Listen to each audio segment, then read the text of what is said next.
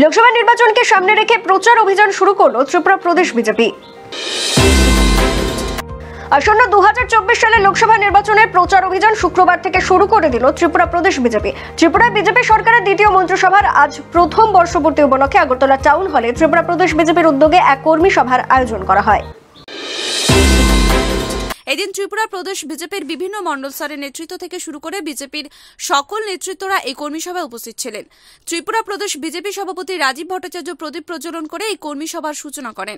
উপস্থিত ছিলেন ত্রিপুরার প্রাক্তন মুখ্যমন্ত্রী তথা বর্তমান রাজ্যসভার সাংসদ এবং পশ্চিম ত্রিপুরা লোকসভা আসনের বিজেপি প্রার্থী বিপ্লব কুমার দেব, মন্ত্রী রতন লাল নাথ সহ অন্যান্যরা। উল্লেখ্য, ত্রিপুরার মুখ্যমন্ত্রী ডাক্তার মানিক সাহা বহির্রাজ্যে থাকায় আজকের এই সভায় তিনি উপস্থিত থাকতে পারেননি। প্রসঙ্গত, আজকের এই কর্মী সভায় কেন্দ্রীয় প্রতিমন্ত্রী প্রতিমা ভৌমিকও অনুপস্থিত ছিলেন। আজকের এই কর্মী সভা থেকে একটি আওয়াজ ওঠে, ভারতবর্ষের প্রধানমন্ত্রী নরেন্দ্র মোদীর হাতকে শক্ত করতে ত্রিপুরার পশ্চিম ও পূর্ব দুটি লোকসভা আসনে বিপুল ভোটে বিজেপি প্রার্থীদের জয়ী করতে হবে। ত্রিপুরা থেকে বিক্রম কর্মকারের রিপোর্ট, এক্সটিভি বাংলা।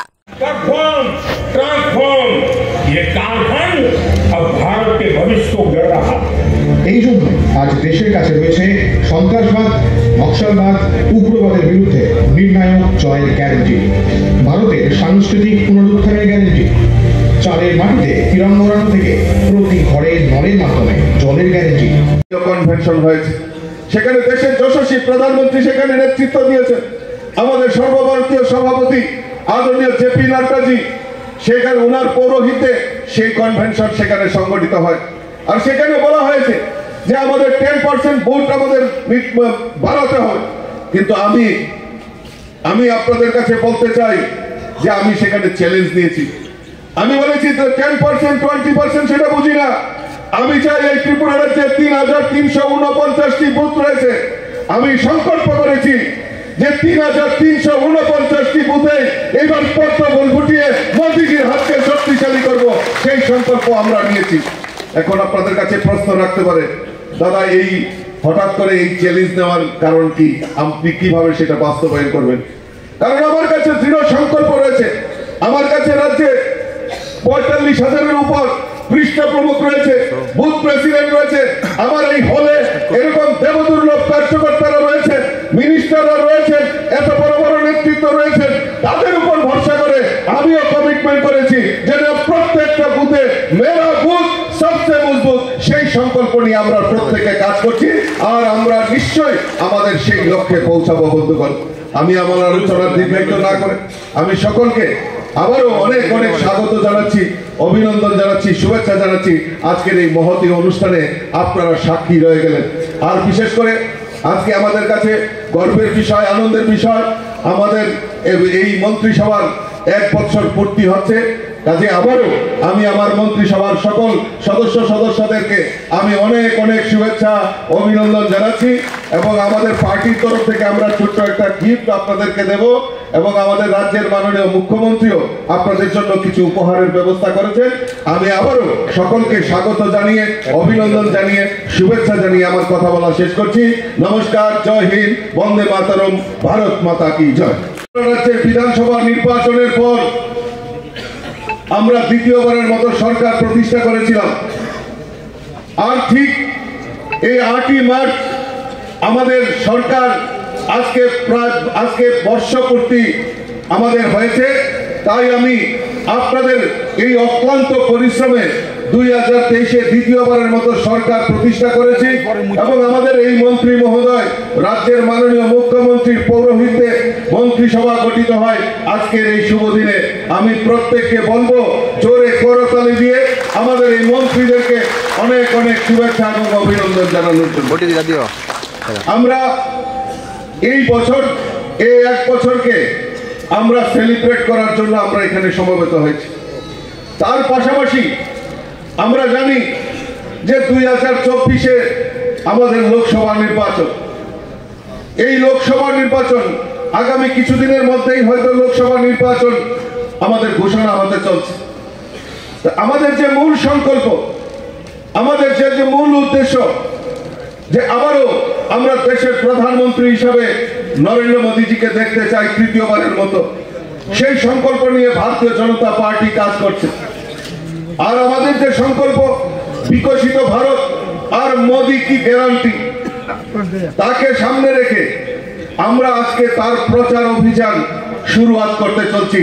আমাদের দুটি পার্লামেন্টারি সিট রয়েছে, সেখানে আমরা ভারতীয় জনতা পার্টি সংকল্প করেছি যে আমরা এই দুটি সিটে ভারতীয় জনতা পার্টি পদ্মফুল ফুটিয়ে মোদিজির হাতকে শক্তিশালী করব।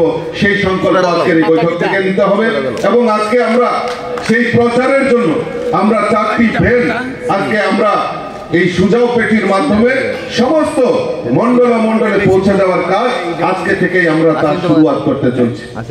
কাজে ভারতীয় জনতা পার্টির প্রদেশ কমিটি আজকে এই দুটি অনুষ্ঠানকে সার্থক রূপ দেওয়ার জন্য, সেলিব্রেট করার জন্য আপনাদেরকে আজকে এখানে ডাকা হয়েছে।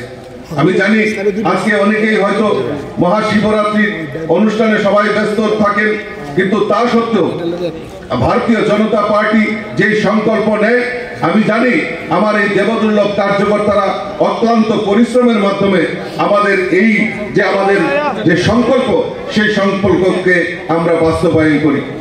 বন্ধুগণ, আজকে আমি খুব গর্বিত, আমি খুব আনন্দিত যে আজকে আমাদের রাজ্যের মন্ত্রিসভার 1 বছর পূর্তি হয়েছে।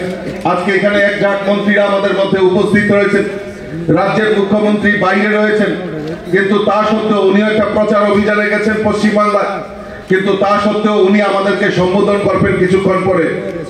এবং যারা বিধায়করা রয়েছেন তাদের জন্য একটা উপহারও উনি পাঠিয়েছেন, আপনাদের কিছুক্ষণ পরে সেটা দেওয়া হবে মাননীয় মন্ত্রীদেরকে। তো আমি চাই এই সরকার আমাদের এই নতুন করে 2023-এ ভারতীয় জনতা পার্টির নেতৃত্বে সরকার প্রতিষ্ঠার পর একের পর এক জনকল্যাণমুখী কর্মসূচি বাস্তবায়নের লক্ষ্যে সরকার কাজ করছে।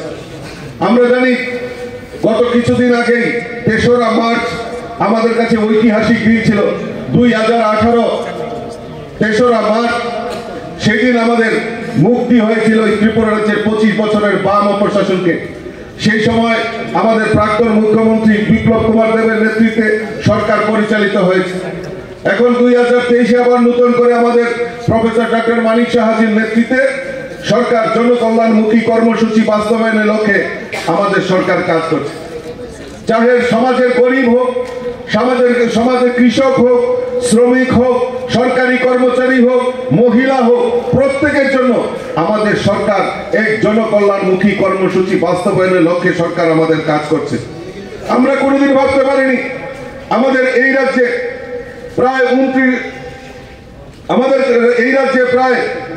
2000 টাকা করে গরিব মানুষের কাছে সামাজিক ভাতা পৌঁছে দেওয়ার কাজ আমাদের ভারতীয় জনতা পার্টি সরকার করেছে।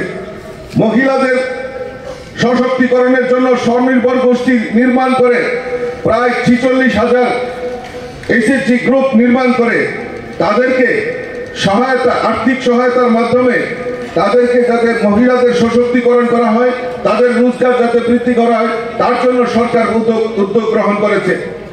আমরা ইতিমধ্যে জানি যে সরকারি কর্মচারীদেরকে 5% দিয়ে দেওয়ার মাধ্যমে সরকার যে কল্পতরু তা প্রমাণ করেছেন।